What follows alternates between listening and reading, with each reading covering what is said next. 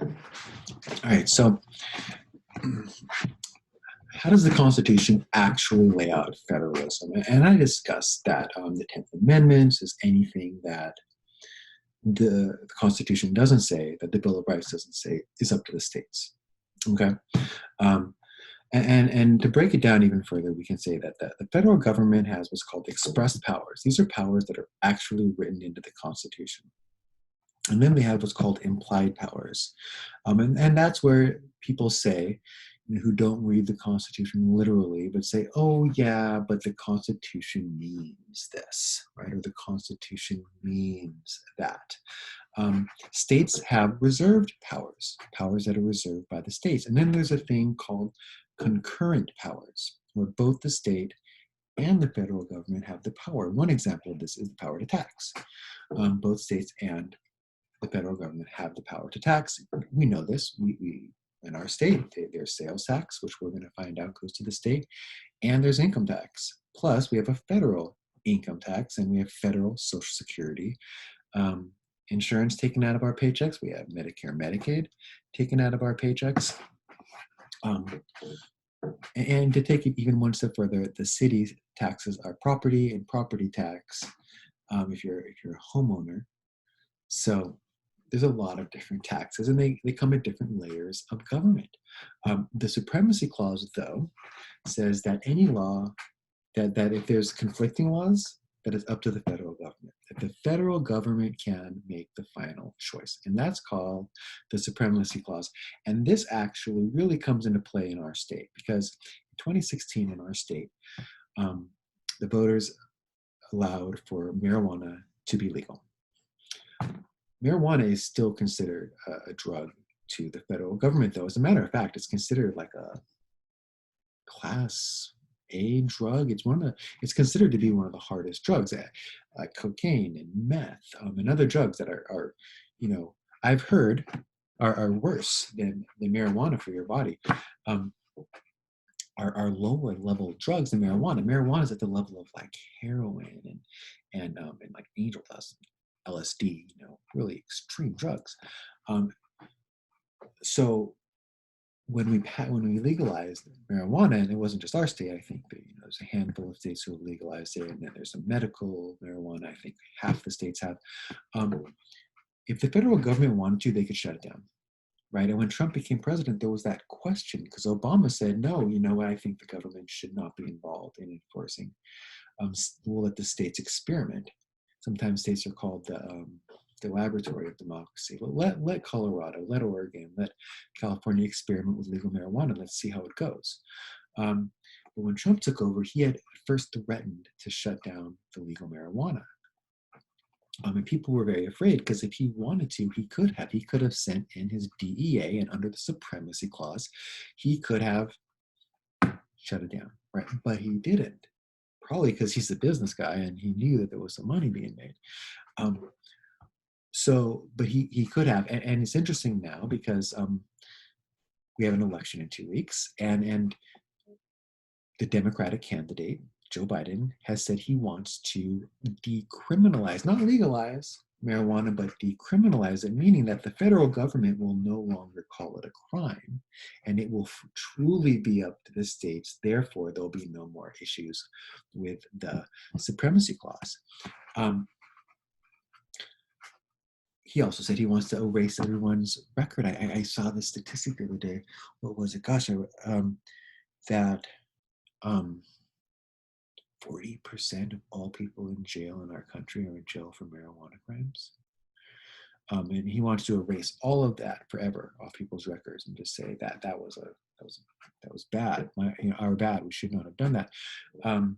President Trump has still come out and said he does not agree with that, although he hasn't shut it down, so he's not extremely harsh against the business of marijuana sales, I guess. So anyways, we'll see in 2 weeks how our country decides, right? But this is an issue of concurrent power. Look, there's a lot of different laws in different states, okay? In some states, like Las Vegas, gambling is legal. I don't know if you guys have been to Vegas, but there's casinos everywhere. You're pumping gas, and there's a slot machine right there. You go to the bathroom, and there's a slot machine staring at you in the face. gambling is everywhere in Vegas. In California, we said you can have gambling in Native American land on Native American casinos, but we can't do it everywhere. And it's interesting. I've been to a Native American casino, and it's funny because like the roulette table kind of looks the same, but it's not the exact same. Like there's some kind of weirdness with the laws where they can't quite be the exact same. And then also I don't I don't know if they can do all of the, like maybe not sports at the Native American casinos, but then we can have racetracks in California and New York, but other states don't. Each state has different laws. My gosh, we talked about the marijuana laws. Prostitution is legal in Nevada, outside of Las Vegas.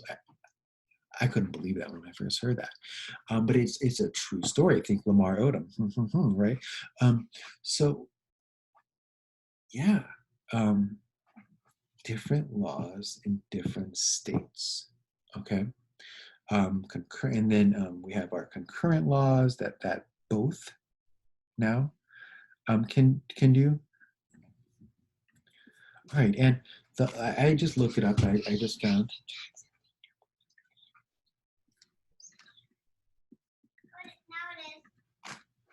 So I looked this up, and this has to do with implied powers. So what gives Congress the right to regulate what music is played on the radio? When I was a kid, back in the late 80s, it was a group by the name of NWA. And interestingly, of course, we know that Ice Cube, the Taft represent, he's a proud alumni. His son also went there. You may not know, but EZ went to Taft also in ninth grade, but he dropped out.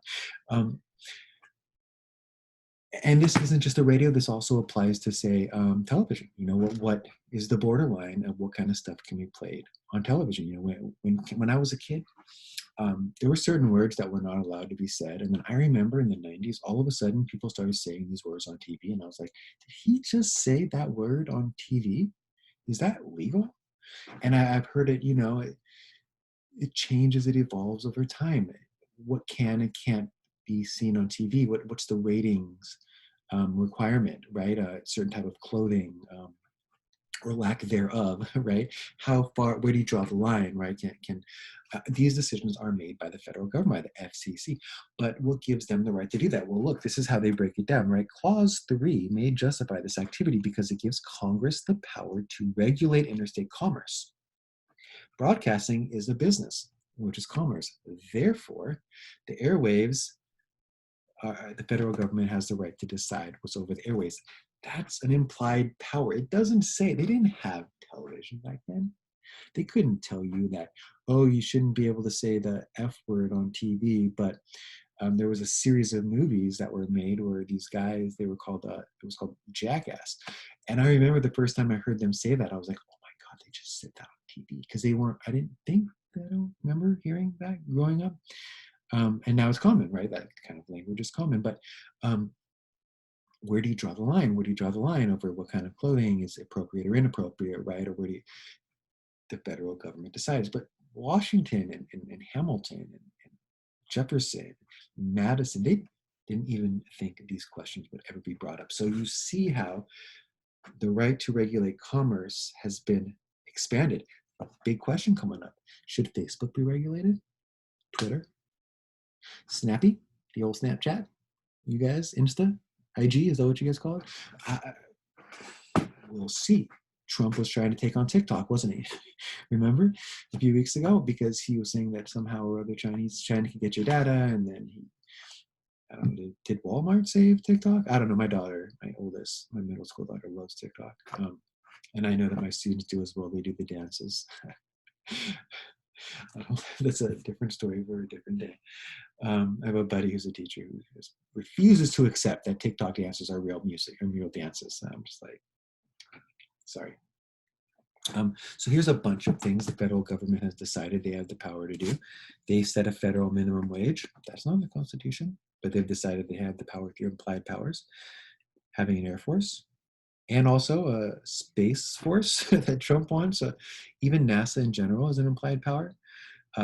National parks, That's not in the Constitution, but Teddy Roosevelt decided the government could declare certain land to be national parks. You can't build on it. Yosemite.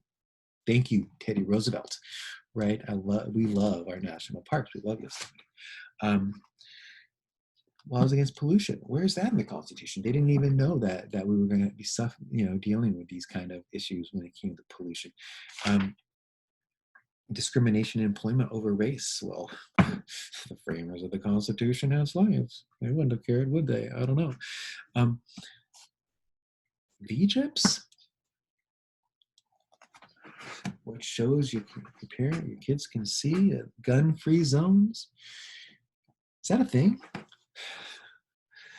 I've heard people talk about gun-free zones. You're like, oh yeah, no guns at schools. That's why there's school shootings. And I said, every school I ever worked at, there was a cop on campus who had a gun. I saw the gun. It made me feel uncomfortable. So what does that mean, gun-free zones? I don't know. Anyways, that's what an implied power is. Okay, I'm done.